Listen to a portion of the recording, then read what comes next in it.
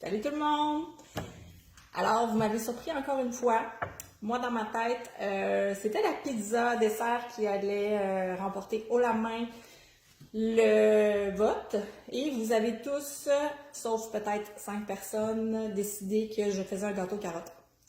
Donc, moi, je me suis fait vraiment surprendre. Je pensais vous connaître sérieusement. Hier soir, j'ai fini de travailler à 9h le soir. J'ai arrêté à l'épicerie en revenant de travailler. Je suis allée acheter des petits fruits pour mettre sur ma pizza parce que j'étais convaincue que c'est ce qu'on allait faire. Et ce matin, vous m'avez montré le contraire. Donc, je n'avais pas de carottes chez nous. J'ai dû aller à l'épicerie acheter des carottes. Ceci étant dit, vous me surprendrez toujours. Donc, aujourd'hui, on fait le gâteau aux carottes. Et je n'avais pas pensé à quelque chose aussi. C'est que une partie de la recette, il faut un batteur électrique. Donc, je vais le faire à l'écran. Vous allez entendre le batteur électrique. J'ai essayé de travailler, préparer mes choses pour que le bruit soit pas trop incommodant. Puis là, finalement, je me fais encore avoir. J'ai un batteur électrique. Donc, on va faire du mieux qu'on peut. Donc, première des choses, vous allez mettre votre four à 350 degrés Fahrenheit. Première des choses, on préchauffe le four, il va être prêt. Deuxième des choses, vous allez tapisser un moule. Je vais essayer de pas trop le manipuler pour pas que ça fasse crach. Donc, moule carré 8 pouces que vous allez tapisser de papier parchemin pour éviter que ça colle. Donc, cet accessoire est prêt. On met ça de côté. Avez-vous entendu le bruit? Savez-vous sur quoi je travaille? Je vais commencer, ça sera pas long. Je vais essayer de vous envoyer une photo en capture d'écran, là. Je travaille sur un atelier, un meuble, j'ai oublié le nom, mais Mastercraft. Les meubles qu'on met dans le garage en métal avec une surface de bois par-dessus. Et c'est sur roulette. Donc, je ne sais pas si vous avez remarqué, mais ma cuisine se promène. Ça fait 3 cuisines différentes que je vous promène, que je vous présente. C'est que dans le fond, mon plan de travail se promène à travers ma maison, dépendamment de l'éclairage que je trouve le mieux. Fait qu'on a essayé devant le four, c'est trop sombre. On a essayé sur le coin du comptoir, c'était pas mieux. Fait que là, on essaye devant la fenêtre dans le salon. On verra ce que ça donne. Donc, sur ça, j'allais commencer. Première des choses. On va y aller avec les ingrédients secs. On m'a mentionné d'utiliser un bol en plastique transparent pour que vous puissiez voir les ingrédients. On va l'essayer. Donc, première des choses, il faut avoir, c'est 1,5 tasse de farine d'amande. Donc, 1,5 tasse de farine d'amande. Après ça, il nous faut 2 cuillères à soupe de farine de noix de coco. Donc, j'ai déjà mesuré mes quantités. Fait intéressant, en préparant ma farine de noix de coco, qui est vide, ça tombait flush. J'ai remarqué que c'était inscrit réfrigéré après ouverture. Donc moi, ça fait 5 mois qu'il est ouvert dans mon armoire. Je ne l'ai pas mis au frigo. Puis la question que je me pose, c'est est-ce qu'il faut réfrigérer aussi la farine d'amande? Je n'ai pas vérifié. Pouvez-vous me l'écrire en commentaire si jamais vous avez l'information, parce que je n'ai pas mon sac ici. Donc, peut-être qu'il faut réfrigérer la farine d'amande aussi. Moi, je ne l'ai jamais réfrigérée. Donc, je ne suis pas morte. Tout est correct. Donc, après ça, on va ajouter dans notre bol, il nous faut de la poudre à pâte pour faire gonfler le mélange. On parle d'une cuillère à soupe.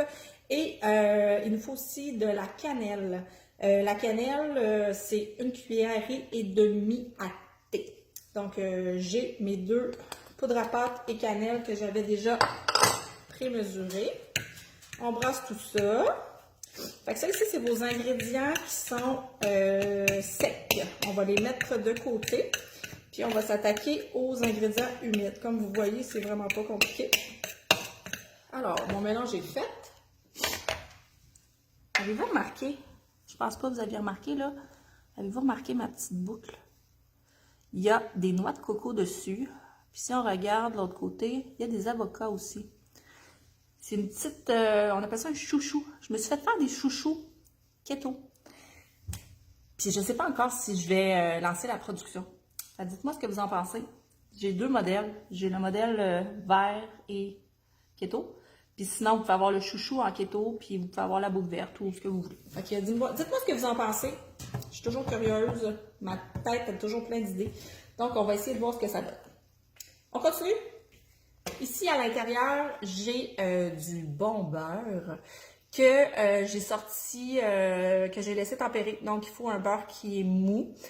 Sortez-le pas du frigo, vous allez avoir de la difficulté. Donc, idéalement, vous l'avez laissé tempérer un petit peu sur votre comptoir. C'est l'équivalent de 5 cuillerées à soupe de beurre. On ajoute à ça du swerve. Pour ceux qui ne connaissent pas le swerve, c'est de l'érythritol, c'est ça le nom. Puis moi, je le prends en poudre. Je le préfère, c'est ce que j'utilise toujours dans toutes mes recettes. Donc, swerve, il faut une demi-tasse de swerve que vous allez mettre avec votre beurre. Puis là, c'est là que la magie s'opère, c'est-à-dire que je fais du bruit. Je m'explique à l'avance. On mélange.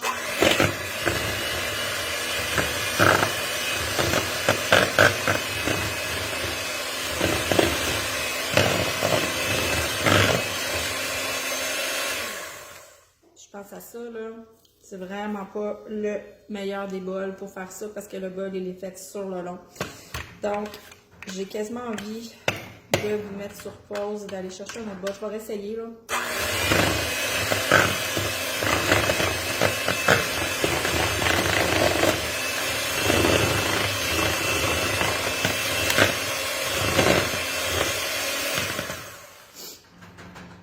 Ça n'a pas exactement l'effet escompté. Je trouve que ça se mélange pas super bien. Je vais y aller avec la cuillère de bois. Le truc, c'est d'incorporer le beurre. Puis sérieusement, là, le beurre, quand il est froid, il se mélange pas super bien aux ingrédients qui sont sèches. Donc, on suggère vraiment de laisser le beurre tempérer sur le comptoir. Idéalement, là, si vous êtes capable de le laisser tempérer 1h30, 2 heures. Puis moi, dans mon cas, il tempère depuis au moins 3 ou 4 heures. Donc, j'étais pleine d'espoir sur le mélange de mon swerve dans mon beurre. Puis je trouve qu'il ne mélange pas super bien. Donc, on va y aller avec les moyens du bord. J'ai réussi à faire le mélange beurre ramolli et swerve. Là, ce qu'on va rajouter, c'est 4 œufs que j'ai déjà cassés. Donc, 4 œufs à l'intérieur. Et il faut que je recontinue à battre. Parce que j'ai quand même un petit peu peur. J'ai aucune idée de ce que ça va donner. On va y aller. 4 œufs qu'on bat.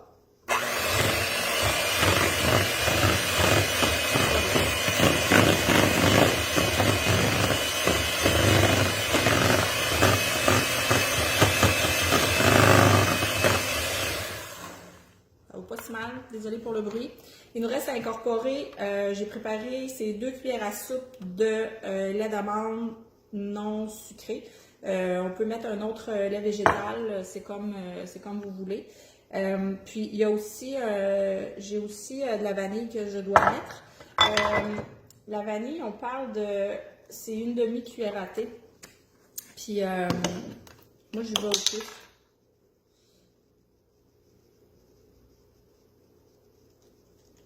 Voilà. Et on brasse. Oh, à la mixette.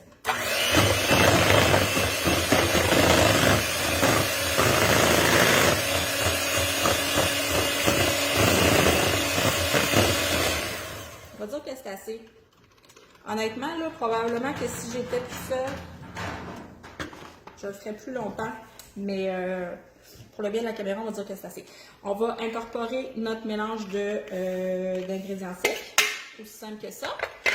On va mélanger à la cuillère de bois. Puis il nous reste à rajouter nos carottes. Donc on voit que c'est assez simple.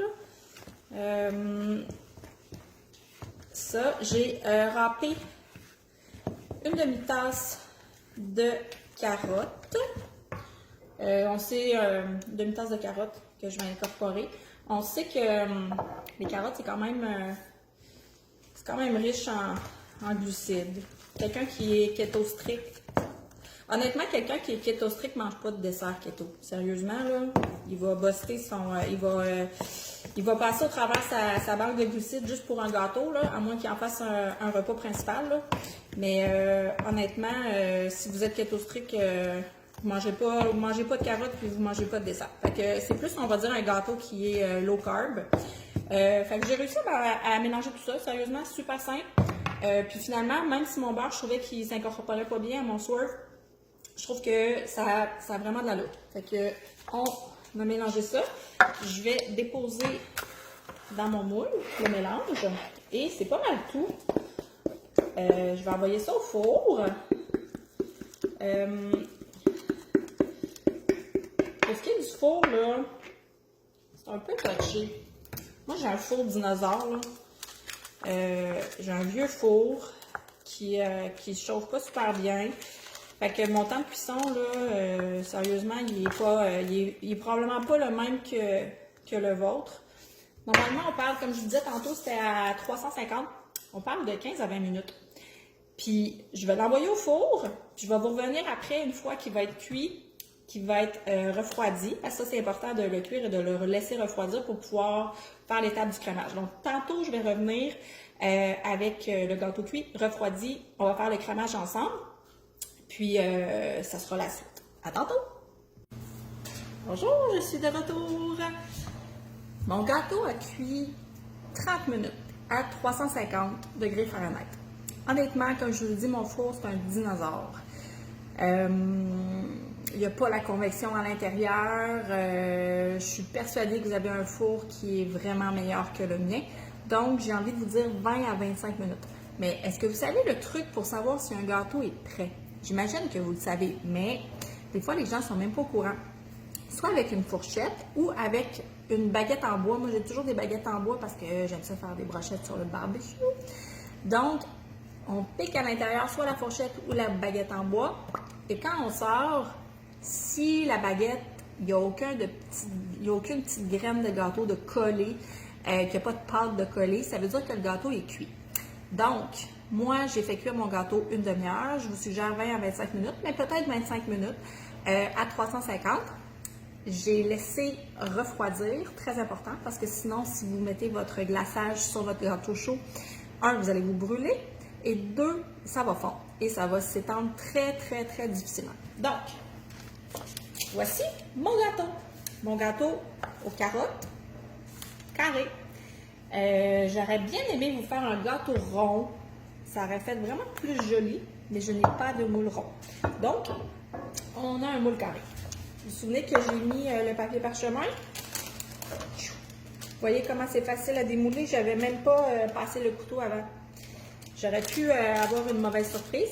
Et puis là, ben, idéalement, c'est là que la mauvaise surprise arrive. Il faut enlever le papier en dessous. Et voilà. J'ai enlevé le papier. On essaie de recoller le petit morceau qui a surélevé. On enlève le papier. Et voici, nous sommes prêts à faire le glaçage. Je ne sais pas trop comment je vais m'installer, comme ça. Non, on va se mettre comme ça. J'ai appris de mes précédentes vidéos. On apprend avec l'expérience. J'ai décidé de préparer mon crémage avant. Je trouvais que de vous le faire live, c'était un peu trop bruyant. Donc, je vous donne les ingrédients. On a une demi-tasse de fromage à la crème. Pour les Français qui me regardent et qui me demandent toujours, mais qu'est-ce que le fromage à la crème? En fait, c'est le fromage Philadelphia. Je ne sais pas si vous connaissez, mais c'est peut-être un moyen de vous orienter. Donc, une demi-tasse de fromage à la crème. Honnêtement, là, moi, je trouve que quand je fais du glaçage, j'en ai jamais assez parce que j'aime beaucoup lécher la cuillère. Donc, j'ai mis comme une demi-tasse, mais j'ai un peu poussé, j'en ai rajouté un peu. Donc, une demi-tasse de fromage à la crème. J'ai mis aussi à l'intérieur un quart de tasse de Swerve, qui est l'érythritol en poudre. J'ai rajouté une cuillerée à thé de vanille. Et qu'est-ce que j'ai mis d'autre? J'ai un blanc de mémoire. J'ai mis, 2 cuillères à soupe de beurre. Et pour terminer, j'ai mis une cuillère à soupe de crème. 35% de la crème à fouetter. Honnêtement, je ne sais pas si ça change quelque chose, là, mais j'avais comme envie d'avoir un fromage onctueux qui s'étend très bien. Donc, on dit fromage à la crème, du swerve, extrait de vanille, du beurre et de la crème. Aussi simple que ça. J'ai passé à la mixette, puis je vous ai épargné le bruit. Et ce qu'il vous faut, c'est cet outil qu'on appelle langue de chat. J'avais oublié. Donc, c'est ce qui nous permet de racler comme il faut notre glaçage. On voit que c'est beaucoup plus facile avec une langue de chat. Donc,